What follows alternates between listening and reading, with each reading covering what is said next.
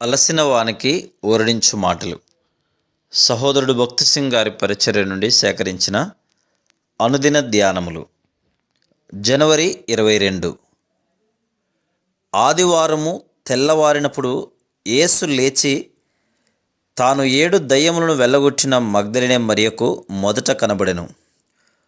Mark 16:9. ప్రభువు తాను పునరుద్ధానుడైన పిమ్మట ఆదివారము ఈస్టర్ ఉదయమున మగ్దలేనే మరియా అను ఒక స్త్రీకి కనబడెను. ఆమె ప్రభు ఎడల ఎంతో భక్తి కలిగి ఉన్నను, ఆయన తిరిగి లేచునను సత్యమును మరియు ఆయన పునరుద్ధానం ద్వారా బయలుపరచబడు శక్తి ఆయనను ప్రేమించు వారికి, ఆయనందు విశ్వాసముంచు వారికి వర్తించునని ఆమె తెలుసుకొనలేదు. ప్రభువైన యేసుక్రీస్తు ఆమె చెంత నిలిచి ఆమెతో మాట్లాడుచుండెను. కానీ ఆమె ఆయనను గుర్తుపట్టలేదు గనక ఏడ్చుచుండెను. నేడు ప్రపంచమంతటా చాలామంది విశ్వాసులు ప్రతి చిన్న కష్టము మరియు శోధన కొరకు ఏడ్చుచుండుటను కనుగొందుము. కానీ వారు ప్రతి పరిస్థితిలోనూ అత్యధిక విజయశాలురు కావాలనని ప్రభు కోరుచున్నాడు. వారి ఏడ్పుకు కారణమేమనగా ప్రతి అక్కర కొరకు పునరుద్ధాన శక్తిని ఎలాగున అన్వయించుకొనవలనో ఎరుగరు.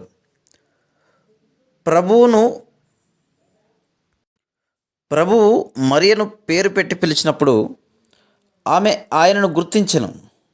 ఆమె తనకు ఆయన ఎడలనున్న ప్రేమను భక్తిని కనపరచుటకు గాను ఆయన పాదములను ముట్టుకొనవలనని కోరెను. కానీ ప్రభువు ఆమెతో, నేను ఇంకనూ తండ్రి యొద్దకు ఎక్కిపోలేదు గనక నన్ను ముట్టుకొనవద్దు అనెను.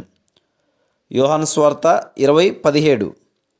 కొద్ది సమయం తర్వాత ఇతర స్త్రీలు తన పాదములను పట్టుకొనుటకు ఆయన వారిని అనుమతించినట్లు మత్తయి 28:9 చదువుదుము.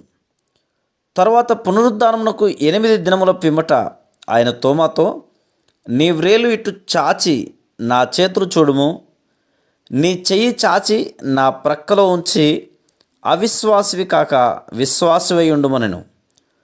యోహాను సువార్త 20:27. కావున మరియా ఎంతో భక్తితో ఆయనను ముట్టుకొనవలనని కోరినను ఆయన ఒక ఉద్దేశంతోనే అనుమతించలేదు. హెబ్రీ 9:12 ప్రకారం మన నిత్యమైన పరలోక ప్రధాన యాజకుడుగా మన పక్షముగా తన సొంత రక్తమును అర్పించుటకు అతి పరిశుద్ధ స్థలములోనికి వెళ్ళుటకు ఆయన పరమునకు ఆరోహణుడయ్యెను. 16వ కీర్తన 10వ ప్రకారం ఆయన శరీరము కుళ్ళు పట్టలేదు మరియు ఆయన రక్తము కూడా ఏమాత్రము కుళ్ళు పట్టలేదు.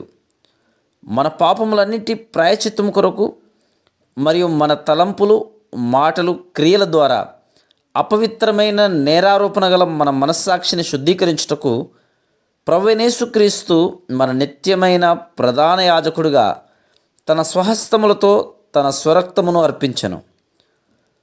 కాబట్టి అనుదినము మనము పునరుద్ధాన శక్తిని అనుభవించగోరుచున్న యెడల మన అక్కర కొలది ఆయన మనతో మాట్లాడు పర్యంతము చాలినంత సమయం ఆయన వద్ద వేచి ఉండవలనని చూస్తున్నాం. ఆయన మనతో మాట్లాడుటకు మునుపు మన తలంపులు, మాటలు మరియు క్రియల ద్వారా కలిగిన అపవిత్రత అంతయు ఆయన నిత్య నిబంధన ప్రశస్త రక్తముచే శుద్ధీకరించబడవలసి ఉన్నది. విశ్వాసము ద్వారా ఆయన ప్రశస్త రక్త ప్రోక్షణ క్రింద ఎడతెగక మనల్ని మనం ఉంచుకొనవలను. అప్పుడు మనం పునరుద్ధాన శక్తిని అనుభవించగలము. Praise the lord.